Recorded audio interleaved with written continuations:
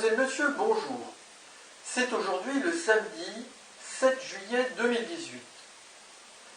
Il y a quelques jours, le 17 juin dernier, un nouveau crop circle extraterrestre a été signalé à Winterbourne Stockton au Royaume-Uni.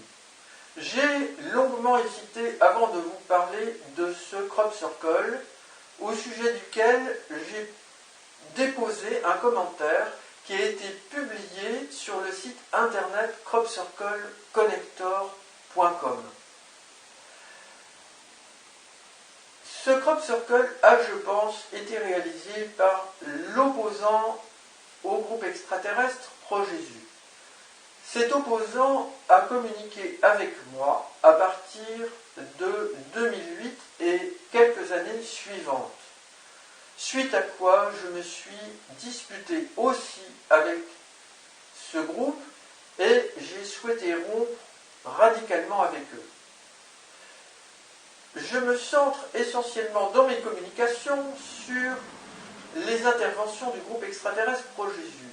Néanmoins, pour faire l'équilibre, j'ai souhaité vous présenter cette année quelques informations concernant cet autre groupe belligérant qui a communiqué avec moi en utilisant un code qui est, pour compliquer les choses, malheureusement, utilisé aussi par le groupe extraterrestre Pro-Jésus, mais ce code, il est utilisé de façon très précise, très importante, par le groupe extraterrestre opposé au groupe Pro-Jésus.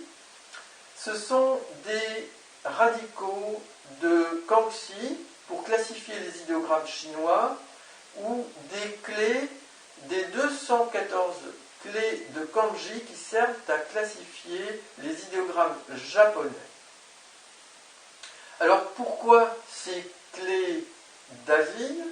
Eh bien, c'est parce que mon âme a été celle de plusieurs pré-Bouddhas, Krishna, Lao Tzu, Gautama Bouddha, parce que j'ai atteint l'état de complétude de l'âme en 2008, parce que ces extraterrestres avaient prévu de longue date de communiquer avec moi, et je vous le rappelle, parce que mon âme a été celle de Gautama Bouddha, donc, et ensuite celle d'une enfant de Marie-Madeleine et de Jésus, Sarah, puis celle de nombreux personnages connus du christianisme et d'autres moins connus dans le christianisme et pour d'autres choses récemment.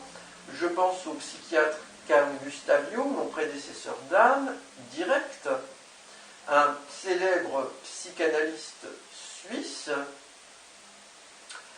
Et pourquoi ont-ils communiqué avec moi? Eh bien parce que j'ai été prédit dans les Védas comme étant le 10e avatar de Vishnu. Alors le 10 est un nombre symbolique qui ne veut pas dire grand-chose, sinon. Et les derniers avatars donc sont particulièrement importants parce qu'ils ont atteint l'état d'éveil ou de pré-éveil.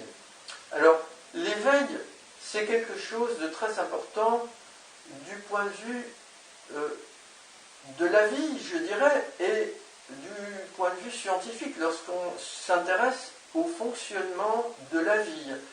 Et la personne qui atteint l'état d'éveil génère des résonances dans l'univers qui sont importantes. C'est mon cas, j'en ai parlé, beaucoup de gens ne me croient pas, on me met de côté,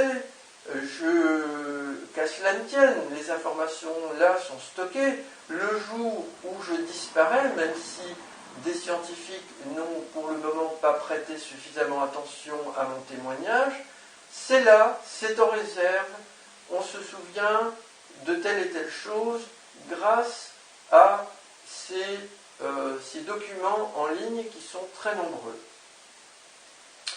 Alors, les extraterrestres qui nous visitent, eux, savent ce que ça signifie l'éveil du point de vue spirituel et du point de vue des lois qui structurent notre univers. Notre univers ne peut pas évoluer sans l'éveil. Donc, nous en sommes là. Entre une incompréhension très forte pour beaucoup de personnes ici et une compréhension très forte pour des présences étrangères que je considère toutes comme indésirables, car je rejette toutes les présences extraterrestres. Alors je ne vais pas raconter mon histoire qui, en rapport avec ces présences extraterrestres, dure depuis plus de 10 ans. Donc, ceux qui veulent porter un avis sur mon récit, s'il vous plaît, faites l'effort de vous intéresser à cela, et même au bout de 2 semaines d'étude de la documentation, vous n'aurez certainement pas parcouru assez. Oui, c'est comme ça, ça fait près de 10 ans, plus de 10 ans que je suis moi-même impliqué dans cette affaire, donc il faut savoir de quoi on parle pour porter un avis. Alors, les extraterrestres opposés au groupe Pro-Jésus